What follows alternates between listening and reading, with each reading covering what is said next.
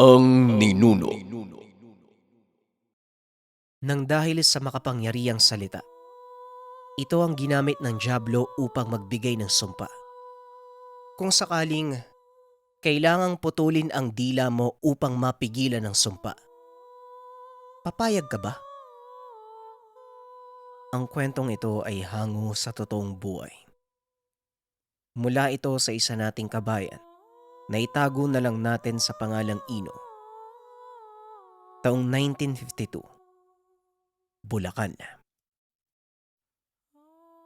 Ina, halika nga tulungan mo ang tiyuhin mo na buhatin yung kaba ng palay. Sinabihan ko na yan eh. Huwag nang puwersay ng sarili. Nagmamagaling pa. Wika ni Tia Deli. Nariyan na ho, Tia. Tiyo, kamusta po ba kayo? Ano pong nangyari sa inyo? Tanong ni Ino. Wala to, Ino. Nagkamali lang ako ng ikot. Pero malakas pa ako. Kailangan ko lang ipahinga yung likod ko. Tugon ni Tio Manyo. Sabi ko naman po sa inyo, Tiyo. Hayaan nyo na sana akong gumawa sa bukid. Dito na lang kayo sa bahay. Mamaya, hindi nyo na maituwid yung likod nyo eh. Wika ni Ino. Si Tio Manyo at Tia Deli na ang tumayong mga magulang nito. Hindi ito tunay na kadugo ni Ino. Natagpuan lamang siya ng mga ito sa labas ng simbahan. Ngunit dahil nag-iisa lang ang anak at babae pa, kaya minabuti nilang kupkupin si Ino. Dahil salat sa kaalaman at kakayahan sa buhay, hindi nila ito nagawang iparehistro o pabinyagan man lamang.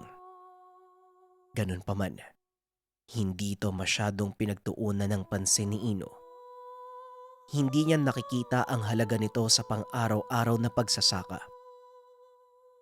Ang mahalaga sa kanya, makakain sila ng 3 hanggang 4 na beses sa isang araw at may maayos na natutulugan. O siya. Tama na yung usapan. Pakibuhat na lang ha. Ino anak. Ikaw naman Manyo. Pumalik ka na nga dito sa bahay at magpahinga. Wika ni Tia Deli. Sige na ho, Tiyo. Magpahinga na po kayo. Kung hindi, tenga natin yung papapagod eh. Kapag uminit yung ulo ni Tia Deli. Mag-uumpisa na naman yung sermon niyan eh. Wika ni Ino. Kagad namang binuhat ni Ino ang sisidlan ng palay at nilagay sa tambakan. Nang matapos ay kinuha niya na ang mga kagamitan. Kailangan niyang pumunta sa bukid at linisin ang taniman mula sa mga ligaw na damo na umaagaw sa sustansya ng lupa. Ino, pupunta ka ba sa bukid? Eto nga pala yung pananghalian mo, naihanda ko na. Mamaya pupunta kami ni nanay sa bayan eh. Kaya hindi kita madalhan ng pagkain. Ipinaganda na lang kita ng mas maaga. Wika ng anak ni Tia Deli at Tio Manyo na si Leti. Maraming salamat ate ah. Kailangan kong agahan sa bukid eh. Mamaya baka daanan ako ni Arman. May titignan lang kaming manok doon sa kabilang nayon. Baka sakaling magawa kong ipagpalit sa mga palay natin eh. Naisip kong mag-alaga ng mga inahin nang sa ganon, may libre tayong itlog araw-araw. At isa pa, umpisa na ng paggagapas ng taniman nila Mansendong. Alam mo na, mahirap nang magpang-abot. Tugon ni Ino. Si Mansendong ay kanayon na nagmamay-ari ng katabing lupa na sinasaka nila Ino. Noong bata pa si Ino at panahon ng anihan, nagkaroon ng hidwaan sa pagitan ni Tio Manyo at ng pangkat ni Mang Sendong. Kamuntikan nang magpang-abot ang dalawa. Mabuti na lamang, dumating ang kapitan at naayos ang gulo. Subalit tumindi ang galit ni Mang Sendong. Saksi si Ino kung paanong bugbugin ng grupo ni Mang Sendong ang tiyuhin. Ngunit wala namang magawa dahil bata pa. Tanging pagsigaw at pag-iyak lamang ang nagawa ni Ino. Matagal nang may inggit sa tiyuhin si Mang Sendong. Karibal ito sa panliligaw kay Tia Deli noon. Hindi matanggap ni Mansendo na sa kabila ng lahat ng sakripisyo sa panliligaw, mas pinili pa rin si Tio Manyo. Sa isip-isip naman ni Ino, wala nang dapat pag-usapan pagdating doon.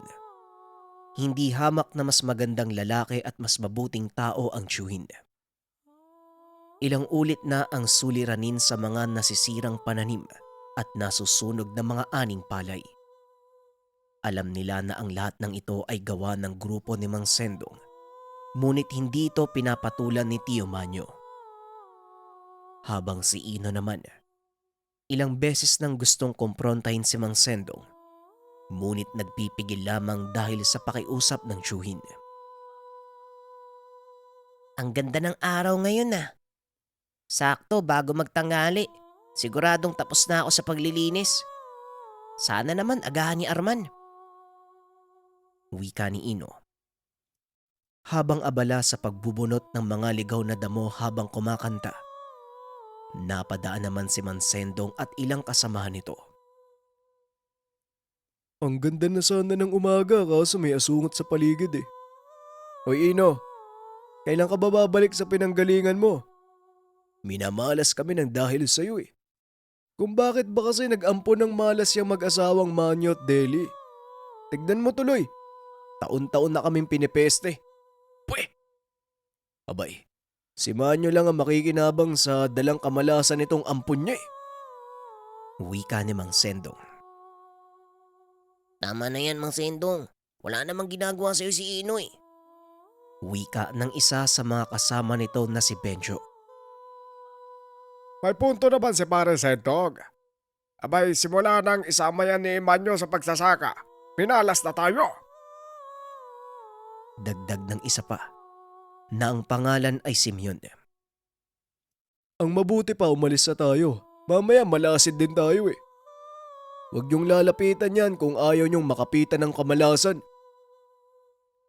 Wika ni Sendong sabay lakad papunta sa sariling sakahan. Nagpipigil lang sa galit si Ino. Nakayuko lamang ngunit labis ang pagnanais na sugurin ang matanda. Ang sasama niyo. Nananahimik kami ni Tio Manyo eh. Kami pa talaga yung pinag-initan niyo. Matuklaw sana kayo ng asa taniman niyo. Nang magtanda kayo. Wika ni Ino sa sarili. Biglang umihip ang malamig na hangin. Bandang tanghali nagpahinga na si Ino. Nag-umpisa ng kainin ang pabaong pananghalian. Paring Ino, ano? Tapos ka na ba dito? Baka gabihin tayo niyan ha. Malayo ang bahay ni Bayaw. Wika ng kaibigang si Arman. Teka, tatapusin ko lang tong pagkain ko. Ang mabuti pa, tulungan mo ako nang maubos ko kagad. Tugon ni Ino. Aba, yan ang gusto ko. Akala ko hindi mo na ako hahalukin eh.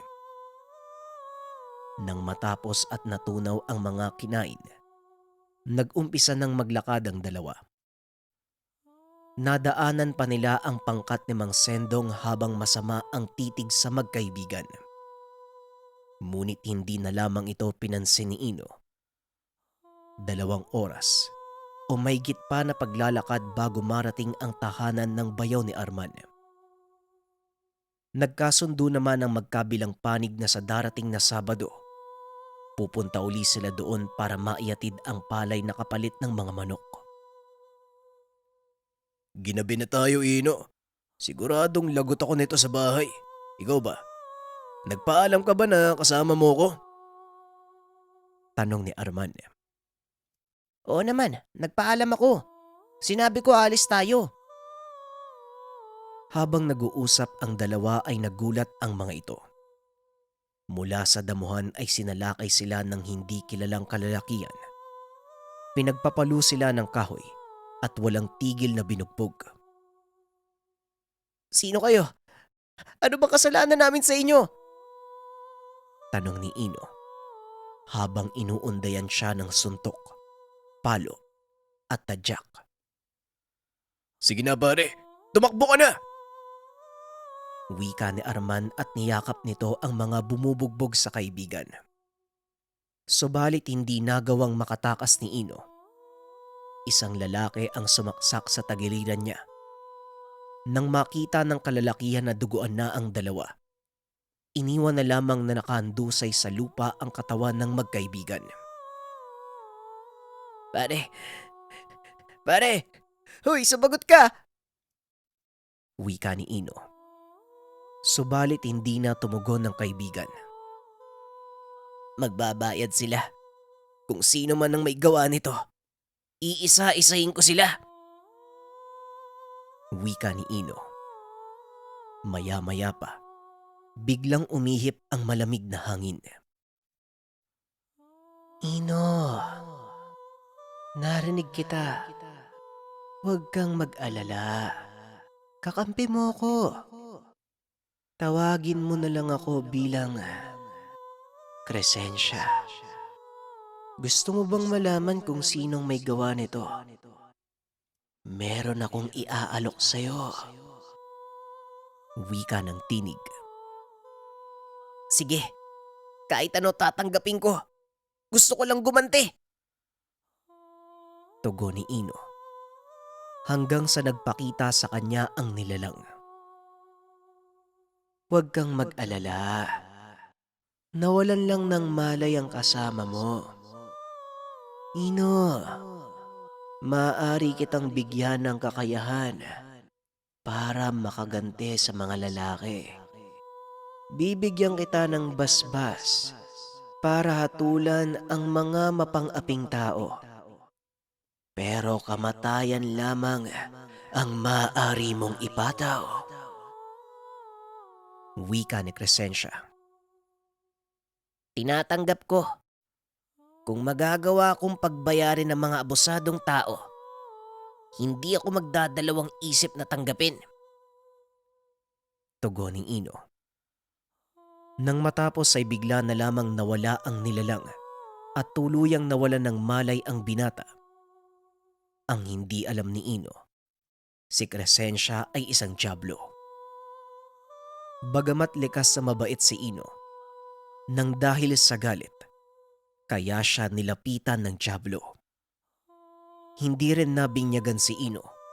Walang basbas mula sa simbahan. Bata pa lamang ay binabantayan na siya ni Crescencia. Nagising na lang si Ino na naroon sa tahanan. Ino, ay salamat sa Diyos at nagising ka na. Ano pang nangyari? Nakita kayo ng mga kababaryo natin sa daan na walang malay. Wika ni Tia Deli. May bigla na lang pong umatake sa amin ni Arman. Kung ano-ano po yung ginawa sa amin eh. At saka, sinaksak nga po ako eh. Natigilan si Ino ng kapain ng tagiliran. Wala itong sugat. Naramdaman niya na hindi din masakit ang katawan. Ano bang sinasabi mo? Nasa labas si Arman at inaantay ka magising. At saka wala ka namang saksak ng daling ka dito. Wika ni Tio Manyo. Labis ang pagtataka ni Ino. Nakita si Arman sa labas at nagkakape. O pare, gising ka na pala. Ano bang nangyari sa atin kagabi? Ang alam ko halos mamatay na ako nun eh. Wika ni Arman. Magpasalamat na lamang kayo. Malay nyo tinulungan kayo ng itaas. Kaya ikaw Ino, umpisahan mo ang pagsisimba. Mapalad kayo. Alam nyo ba si Mang Simeon? Yung kasama ni Sendong? Abay, natuklaw ng ahas kahapon sa palayan. Ayun, pinaglalamayan na ngayon. Wika ng tiyahin. Hanggang sa naalala ni Ino ang sinabi niya nung nagbubunot ng damo dahil sa galit. Teka, posible kayang totoo yung nakita ko kagabi? Totoo kaya si Crescencia? Wika ni Ino sa sarili. Napabalita din sa buong barangay ang nangyaring pambubugbog kay Ino at Arman. Hindi nila dinetalye ang lahat dahil wala naman silang galos o pilay sa katawan. Hati naman ang opinyon ng mga residente tungkol sa nangyaring pananambang. Ang ilan ay sinasabing mga tulisanang may gawa. Ngunit ang iba naman, may hinala na kakilala lamang at matindi ang galit sa kanila. Isang umaga ay napadaan si Tia Deli sa tindahan kung saan naroon sila Mansendong at nag-uusap. Sinasabi ko sa inyo, may sa demonyo yung ampon nila. Akalain nyo pinalo sa ulo, sinaksak sa tagiliran. Kinabukasan, walang galos. Wika ni Mansendong. Ano ka mo, Sendong? Sinaksak at pinalo sa ulo. Huwag mo sabing ikaw ang may gawa nun. Umaming ka.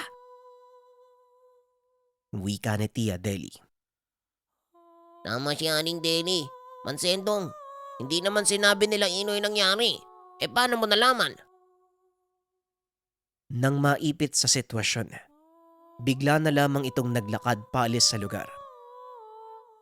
Mabilis na kumalat ang usap-usapan tungkol sa posibleng kasalanan ni Mang Sendong. Nakarating ito kay Ino, dahilan kaya mas lalo itong nagalit. Walang ya. Bangunguting ka sana sa mga ginawa mong kasalanan. Kung ikaw man ang pasimuno ng nangyari, magbabayad ka. Wika ni Ino.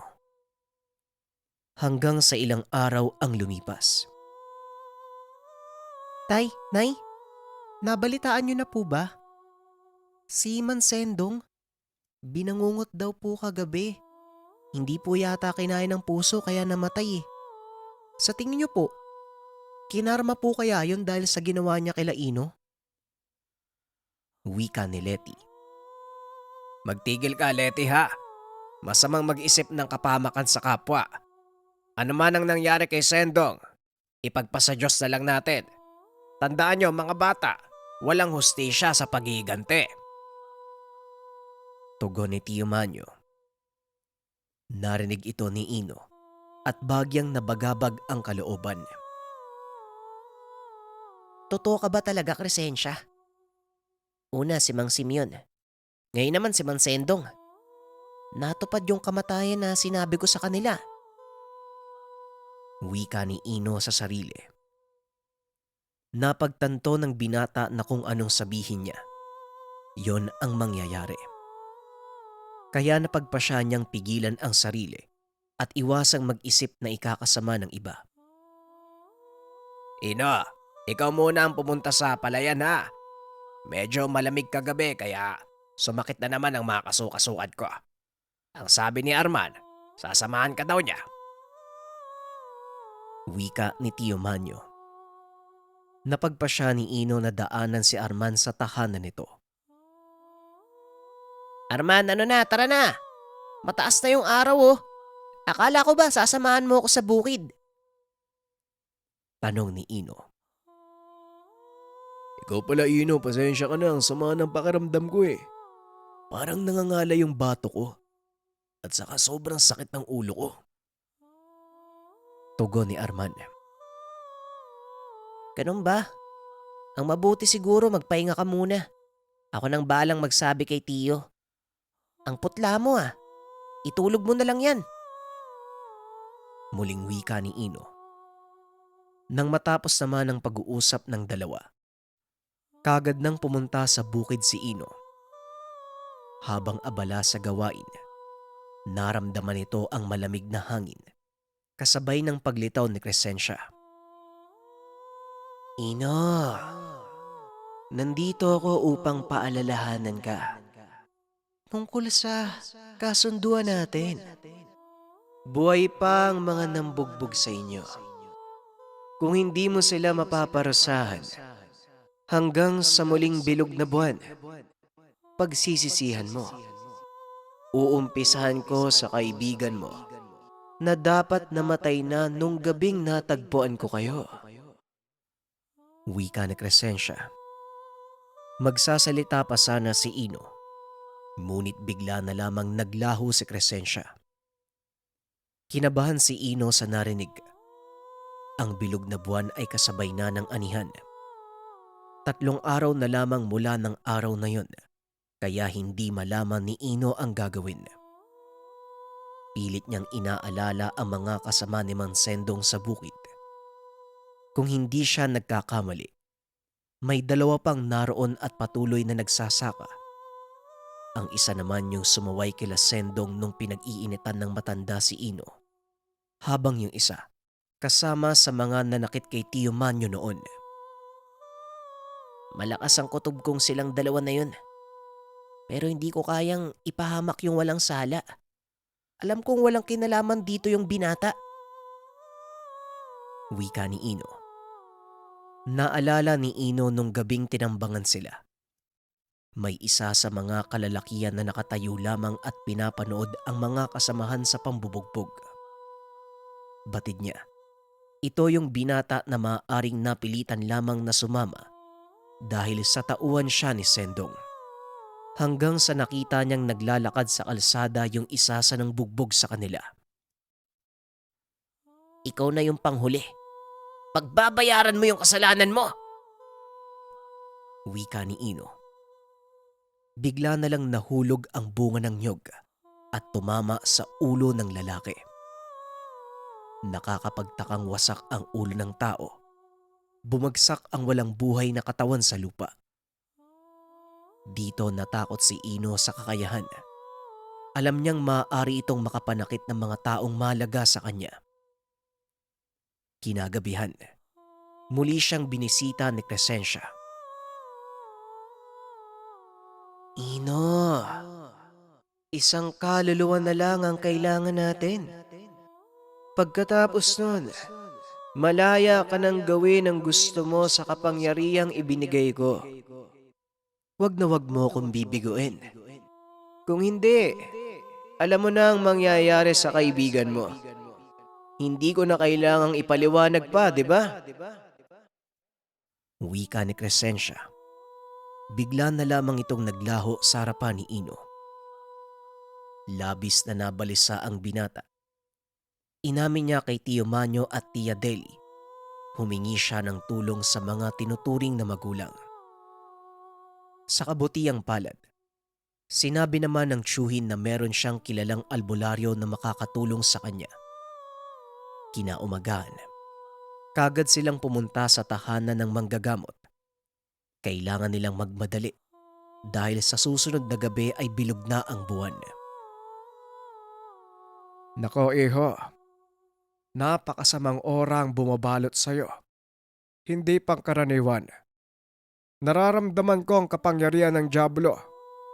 Kung totoo ang sinabi mo na bawat sasambitin mo ay nangyayari, naiukit na ng Diablo ang sumpa sa katawan mo. Wala na akong magagawang paraan upang matanggal yan sa katawan mo. Wika ng albularyo. Baka po meron kayong maipapayo sa akin. Ayoko na pong makapanakit ng tao. Parang awa nyo na. Tulungan niyo po ako. Wika ni Ino. May mga nabasa ako sa lumang kasulatan tungkol sa mga sumpang ipinataw ng Diablo sa mga kampon. Hindi ako sigurado at delikado ito para sa'yo. Pero kung talagang desidido kang alisin ang basbas ng Diablo sa katawan mo, ang pwede nating gawin, putulin ang dila mo. Wika ng albularyo. Ayon sa mga lumang kasulatan, sa ganitong paraan lamang maaalis sa kanya ang nakakatakot na kakayahan. Nang mga oras na ito ay hindi na nagdalawang isip pa si Ino. Mahalaga sa kanya ang kaibigan at hindi niya rin kaya pang pumatay ng walang sala. Gamit ang patalim ng albularyo, siya ang gumawa ng pagputol. Inilublob sa may basbas na tubig ang patalim at saka pinutol ang dila ng binata. Sumapit na ang bilog na buwan. Nakikiramdam si Ino na nooy iniinda pa din ang sugat sa bibig. Labis naman ang pasasalamat ng binata dahil kinaumagahan, nakita niyang buhay at malakas ang kaibigan. Kapalit ng kakayahang makapagsalita, ang katahimikan ng lugar at kaligtasan ng mga mahal sa buhay.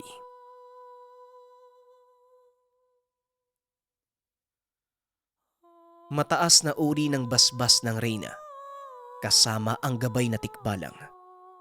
Ano ang kayang gawin nito kontra sa mga nilalang? Ang kwentong ito ay hango sa totoong buhay. Mula ito sa isa nating kabayan na itago na lang natin sa pangalang John. Taong 1981, Samar. Nasa na kaya yun? Kakakita ko lang sa ibon eh. Wika ni John sa sarili. Kakaiba ang mata niya kumpara sa ordinaryong bata. May kakayahan nitong makita ang mga nilalang na hindi nakikita ng normal na tao. Mga kapre, tikbalang, duwende, at iba pang uri ng nilalang na nasa gubat. Kung minsan hindi niya na malaman kung galing ba ito sa mundo ng mga tao o sa ibang dimensyon. Jan, ano bang ginagawa mo dyan sa damuhan? Kanina pa umaapaw yung iniigib mo. Alisin mo na nang maisahod ko na tong mga lalagyan ko. Wika ng kaibigang si Lino. Tuwing umaga naroon sila sa bukal nag-iigib ng tubig. Mula sa labasan ng tubig, nilagyan ito ng kawayang tubo upang doon dumaloy ang tubig. May nakita kasi kung kakaibang ibon kanina. Ibang-iba yung kulay eh. Kaso nung nalapitan ko biglang nawala. Sayang hindi mo nakita. Teka, ang bilis namang napuno ng lalagyan ko. Wika ni John.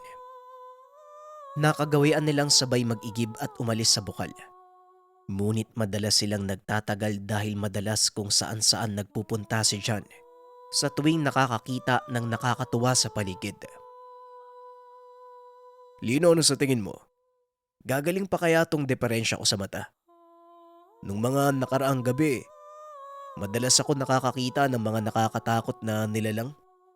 Palaging nakasilip sa bintana ng kwarto. Parang gusto nila akong kunin eh. Mabuti ka pa walang ganitong sakit. Nakakapagod din oh. Ni pagpunta sa banyo, hindi magawa dahil sa mga nagpapakita sa akin. Wika ni John. Alam mo, sabi ng lolo ko, biyaya daw yung pagkakaroon ng matandang ganyan.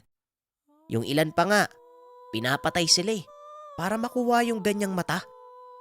Kaya kung ako sa'yo, wag na wag mong ipapaalam sa ibang tao yung kakayahan mo. Tugon ni Lino. Nang makarating si John sa tahanan, nagsaing na din ito.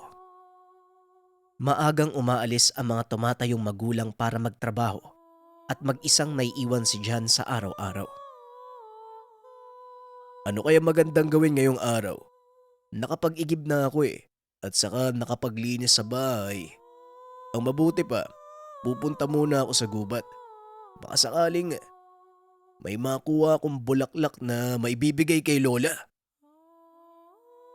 Wika ni John. Malapit ito sa matanda dahil sa 10 magkakapatid. Siya lamang ang palaging hinahanap ng lola. Ngunit meron itong karamdaman. Bigla na lamang hindi nakalakad isang araw. Habang nagwawalis sa bakuran, hanggang sa magkaedad ay hindi na ito gumaling. Maging ang mga eksperto ay walang paliwanag sa naging sakit ni Lola Filomena. Ang ganda naman ng bulaklak na to. Ano kayang tawag dito? Wika ni John sa sarili. Hanggang sa umihip ang malamig na hangin na tila may halong usok. Kasabay ng paglitaw ng bilog na liwanag na halos kasing laki lamang ng kamao ni John. Huwag mong galawin ang halaman. Hindi magugustuhan ng bantay ng gubat kapag nasira mo ito. Wika ng boses na nagmumula sa bola ng usok at liwanag. Sa ganda at tingkad ng kulay ng asul na rosas, marami talagang matutuksong pumitas kapag nakita ito. Subalit nang marinig ni John ang boses, napagpasya niya na hindi ito kunin. Maraming salamat sa babala, kaibigan. Hindi ko alam. Kamuntikan na pala akong makagawa ng malaking kasalanan sa tagapagbantay ng gubat. Ang ganda ng bulaklak eh. Gusto ko sanang ibigay sa lola ko may sakit. Ito na lang ang kaya kong ibigay sa kanya para mapangiti siya. Madalas niyang ikwento na napakaganda nitong gubat. Lagi siyang nandito nung nakakalakad pa siya. Wika ni Jan. Nagulat naman ang engkanto na malino siyang narinig at tinititigan ng bata. Mukhang kakaiba ka sa mga taong nagpunta dito. Nakikita mo ko. Sabihin mo, anong pangalan mo, mortal? Tanong ng nilalang kay Jan. Pwede niyo po akong tawagin Jan. Dito po kami nakatira sa bandang ibaba, malapit po sa bukal. Wala po akong ibang mapaglibangan kaya namamasyal na lang po ako dito sa Kakauyan. At saka, pwede ko po bang itanong kung anong uri kayo? Tanong ni Jan. Ngunit hindi ito direktang sinagot ng engkanto. Matagal na kaming bumibisita dito mula sa aming dimensyon. Sa loob ng mahabang panahon, ito ang pinakaunang pagkakataon na nakakita ako ng kagaya mo. Merong espesyal sa'yo, kaya mo ko nakikita at nakakausap. Wika ng nilalang. Wala pong espesyal sa akin. Sabi ng mga kamag-anak at kapitbahay namin, may sakit po ako sa mata. Isinumpa daw po ako. Namatay po sa panganganak sa akin ng nanay ko pagkatapos po nun, iniwan na kami ng tatay ko. Si Tio Manding, saka si Tia Sinang ang kumupkop at bumubuhay sa akin. Tugon ni Chan. Dagdag pa nito, pakiramdam niya ay magaan kausap ang nilalang. Ito ang unang beses niyang maihayag ang saloobin sa iba, maging sa mga tumatayong magulang. Inilihim niya lamang ang mga katanungan at hinanakit sa buhay. Napakamusmus mo pa sa mga pasaning nararanasan. Pero natutuwa akong makita na buong tapang mong hinaharap ang mga problema. Pero sadyang marupok at mahina ang mga kagaya mong mortal. Muling wika ng nilalang. Hanggang sa bagyang natahimik ang paligid, umihip na muli ang malamig na hangin. Kung gayon, ako'y nakapagpasya mula sa mundo ng mga mortal. Ikaw ang magiging tagapangalaga ng lantawan na kumukonekta sa mundo ng mga engkanto. Bibigyan kita ng pahintulot na magamit ang iba't ibang uri ng mutya. Ngunit hindi ito magiging madali para sa'yo. Kaya narito si Gafur. Simula ngayon, siya ang magiging gabay mo. Wika ng nilalang. Nang sabihan nito ng engkanto, lumitaw mula sa mga bulaklak ang isang napakalaki at mabagsik na tikbalang. Sa sobrang gulat ay napaupo si Jan sa damuhan. Tikbalang, anong gagawin niyo sa akin? Wika nito. Huwag kang matakot. Siya ang magiging gabay mo. Magpoprotekta hanggang sa makayanan mo ang tungkuling ibinigay ko. Sa tuwing malalagay ka sa alanganin o kung may lumapit na kapamakan, lilitaw si Gafur para magbigay ng babala. Wika ng nilalang. Nagliwanag ang katawan ng tikbalang. Hindi hamak na mas malaki ito kumpara sa mga normal na tao. Si Gafur ang bantay ng parting iyon ng gubat at nagmamay-ari ng bulaklak na kamuntikang pitasin ni Jan. Huwag kang mag-alala, bata. Hanggat nasa ilalim ka ng proteksyon ko, walang masamang mangyayari sa'yo. Wika ni Gafur. Nang magsalita ang tikbalang, unti-unting naglaho ang bola ng liwanag. Mapalad ka at ikaw ang napili ng reyna ng mga engkanto.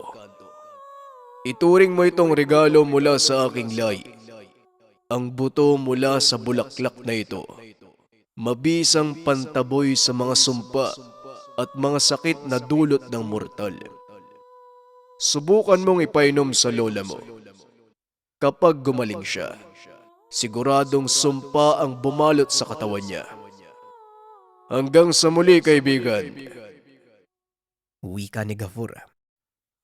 Bigla itong nawala. Pagdilat ng mga mata ni Jan, malalim na ang gabi. Hanggang sa naririnig niya ang sigaw ng Chewin at Shine. Magkasama siyang hinahanap sa kakahuyan. Narinig din niya ang kaibigang si Lino. Mang Manding, sigurado po kung nakita ko siyang pumasok eh. Dito po yun sa kakahuyan kanina. Wika ni Lino. Ano kayang nangyari sa batang yun? Sinabi ko naman na huwag siya magpapaabot ng dilim sa kakauyan eh. Napakaraming mabangis na hayop dito. Wika ni Tio Manding. Kawawa naman yung pamangkin ko. Mag-isa sa madilim na gubat. Siguradong natatakot na yun eh. Manding, gumawa ka ng paraan. Hanapin mo siya. Wika ni Tia Sinang. Habang unti-unting tumutulo ang mga luha. Hanggang sa nagulat na lamang si Jan nang biglang may bumulaga na ilaw sa kanya. Naroon siya sa harapan ng malaking puno at hinahanap din ang daan palabas ng gubat. Jan! Naku kang bata ka. Tinatakot mo kami. Pinag-alala mo kami. Ano bang pumasok sa utak mo? Nagpaabot ka ng gabi dito sa kakauyan. Wika ni Tio Manding. Subalit maging si Jan, walang ideya kung paano siyang inabot ng gabi sa gubat. Hindi ko din po alam, Tiyo eh. Ang natatandaan ko lang po, umaga pa nang pumasok ako sa kakauyan eh. Tapos, sandali lang naman ako dito pero bigla na lang dumilim yung paligid. At saka may nakausap pa nga ako eh. Liwanag. Saka tikbalang. Tugon ni Jan. Nabahala naman ang mag-asawa sa narinig. Ang mabuti pa umalis na tayo dito. Lumalabig na. Halika na, bilisan nyo! Nagmamadali nilang nilisan ang lugar. Nang makarating sa tahanan, naroon si Lola Filomena sa pintuan at nakatanaw sa labas. Lola, nandito na po ako. Alam nyo po ba, may nakausap akong tikbalang sa gubat. Kaso bigla na lang pong nawala eh. Wika ni Jan. Ay nako, pinag-alala mo kami ng sobra sa ginawa mo. Huwag mo nang uulitin yan ha. This oras na ng gabi, pinahanap mo pa ang tiyo-tiya mo. Manding ang mabuti pa, ihatid mo yung silino sa kanila. Maraming salamat iho sa pagsama ha. Sige na, baka hinahanap ka na din ng nanay mo. Tugon ni Lola Filomena. Nang gabing iyon, puro sermon ang inabot ng bata. Subalit pilit na ipinapaliwanag ni Jan na hindi niya alam kung bakit siya inabot ng dilim sa kakahuyan. Ang pagkakaalam niya, wala pa siyang 1 oras na naroon. Ipinakita din ito sa kanila ang buto ng misteryosong bulaklak na ibinigay naman sa kanya ng gabay na tikbalang. Lola, ito nga po oh. Binigyan ako ng tikbalang ng gamot para sa paa nyo. Ang sabi sa akin, ipainom ko daw po sa inyo. Kaso, paano po ba? Tanong ni Jan. Kung ganon, nagpunta ka sa parting yon ng gubat. Ang lugar kung saan namumukadkad ang kakaibang uri ng halaman. May asol na rosas na bulaklak, hindi ba? Tugon ng Lola. Hawak ni Jan ang isang peraso ng bulaklak na may nag-iisang buto sa gitna. Kasing laki ito ng buto ng kalamansi, ngunit kakulay ng perlas. Minsan nang naikwento sa akin ng lolo ko ang hardin ng mga engkanto. Pero bibihira ang nakakakita at kadalasan, hindi na natatagpuan pa. Wika ni Lola Filomena. Marahang lumapit si Jan sa lola at inabot ang bulaklak. Kusang nahulog sa palad ng matanda ang buto. Lola, totoo po bang mapapagaling kayo nito? Ang sabi sa akin ng tikbalang, kapag nakalakad po kayo, maaaring sumpa ng tao ang dahilan ng sakit nyo. Wika ni Jan. Dahil sa sinabi ng bata, mas lalong naging interesado ang lola sa buto. Bagamat tutol ang tiyuhin at tiyahin ni Jan, huli na ang lahat. Nilunok ito ng matanda at uminom ng tubig. Totoo man o hindi, hayaan nyo na. Matanda na ako, Manding. Handa na akong magpasundo sa ama mo. Wika ni Lola Filomena. Bata pa lamang busog na ang lola nito sa mga kwentong engkanto at hiwaga dahil kilalang albularyo ang lolo niya sa lugar. Wala namang kakaibang nangyari sa matanda, kaya labis na pagkabigo at pagkadismaya ang naramdaman ni Jan. Mukhang hindi totoo yung sinabi sa akin ni Gafura. Hindi naman gumaling si Lola. Wika ni Jan sa sarili. Nakatulugan na lamang ng bata ang pag-iisip. Kinaumagahan. Nagising si Jan sa sigaw ng tiyahin. Nay, nakakalakad na ho kayo. Maraming salamat ho. Pinagaling niya kayo. Naku, Nay. Tara po, subukan nating mamasyal sa bayan. Wika ni Tia Sinang. Habang si Jan, kahit mapungas pa ang mga mata ay lumabas ng kwarto para tignan kung ano ang pinagkakaguluhan ng mga kasama sa bahay. Bumilog ang mata ng bata. Nakita si Lola Filomena na sumasayaw pa habang nagtatawanan ang tiyahin at tiyuhin. Nay, wag ho kayo masyadong malikot. Baka mapano po kayo. Wala na po ba kayo nararamdaman? Wala na pong sakit yung paa nyo? Wika ng tiya. Ay, wala na. Ang nararamdaman ko na lang, parang may kakaibang lakas ang paa ko. Tugon ni Lola Filomena. Namangha si Jan. Ito ang kauna-unahang pagkakataon na makitang sobrang saya ng lola. Sanggol pa lamang ay lumpo na ito. Hanggang sa mapagtanto nila, maaaring totoo ang sinabi ni Jan. Maaaring kagagawan ito ng taong may masamang intensyon sa matanda. Bagamat ilang dekada na ang nakalipas, ninais ng matanda na malaman kung anong nangyari at kung sino ang may kagagawan.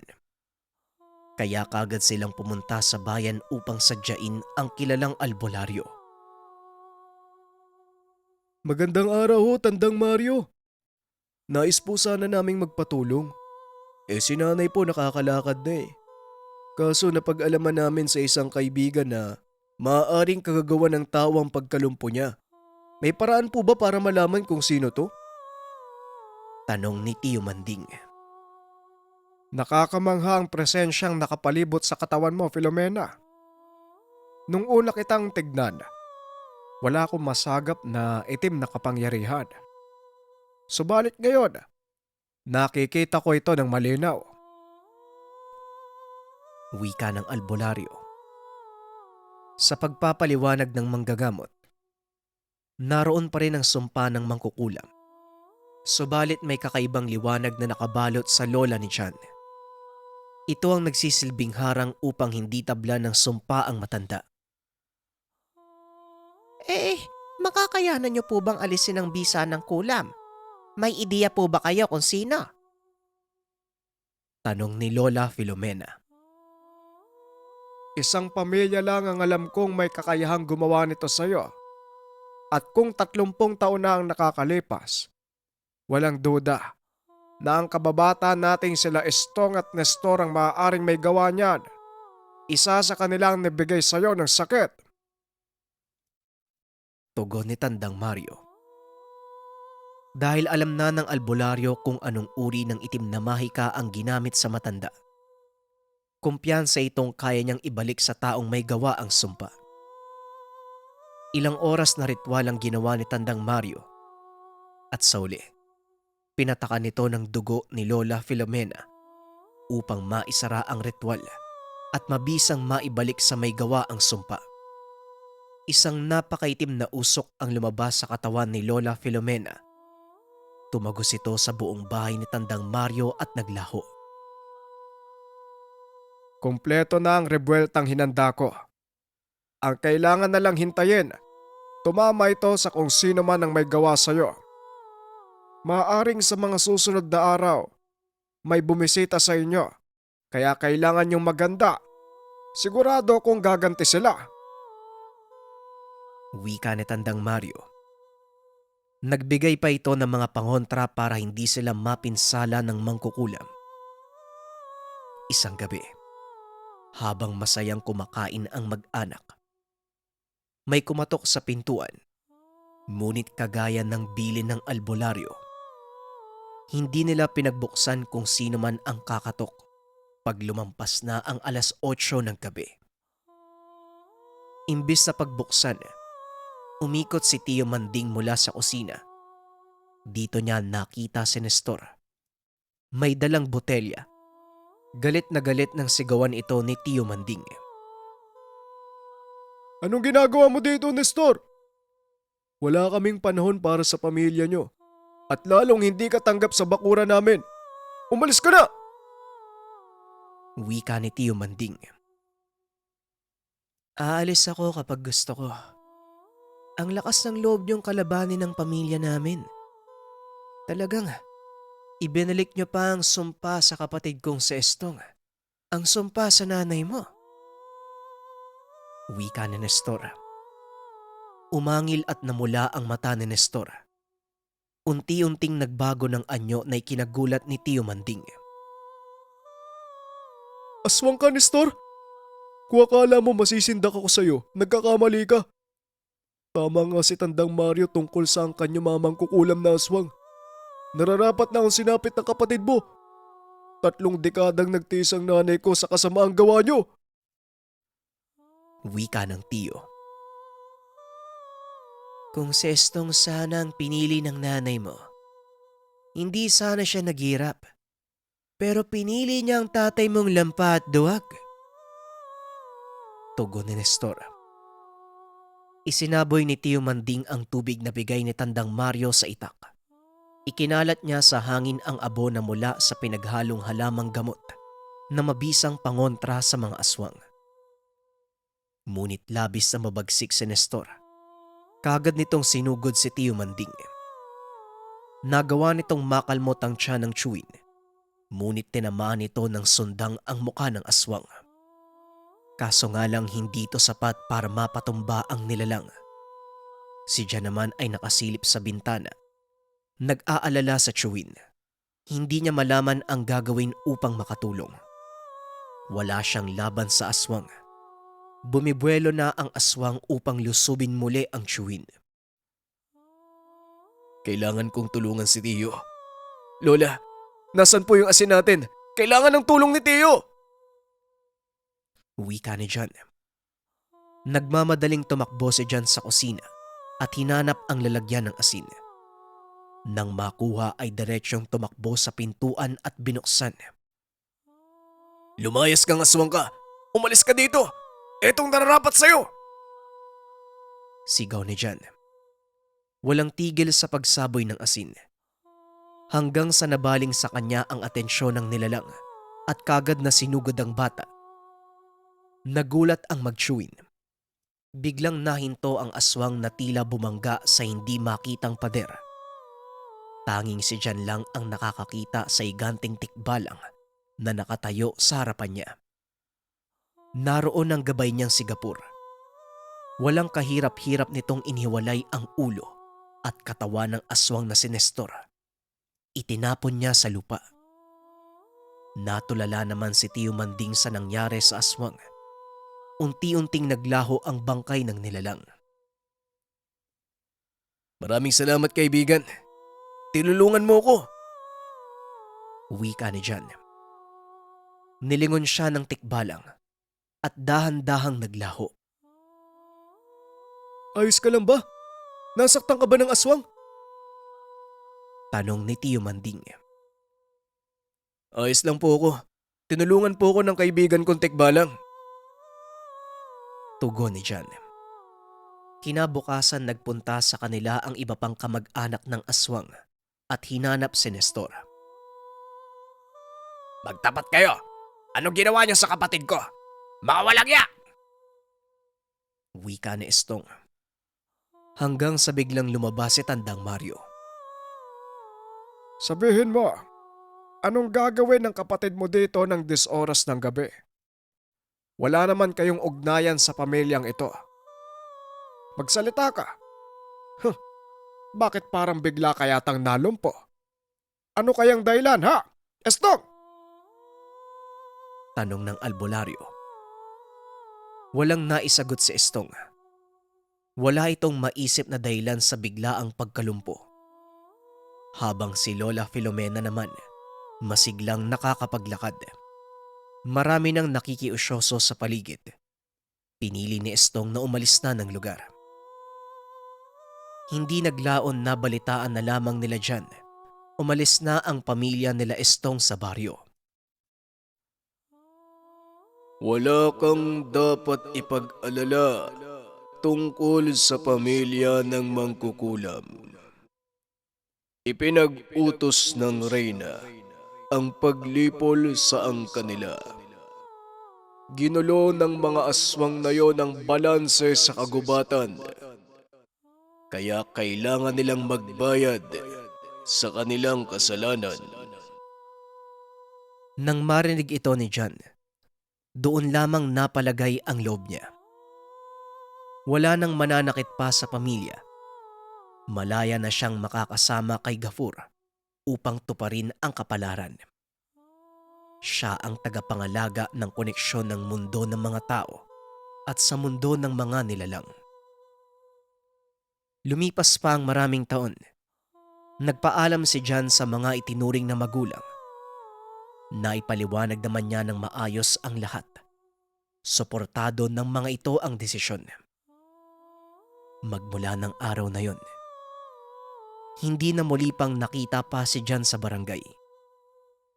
Pero alam ng kanyang pamilya, nariyan lamang siya, palaging nagbabantay at siguradong lalabas kapag kinailangan.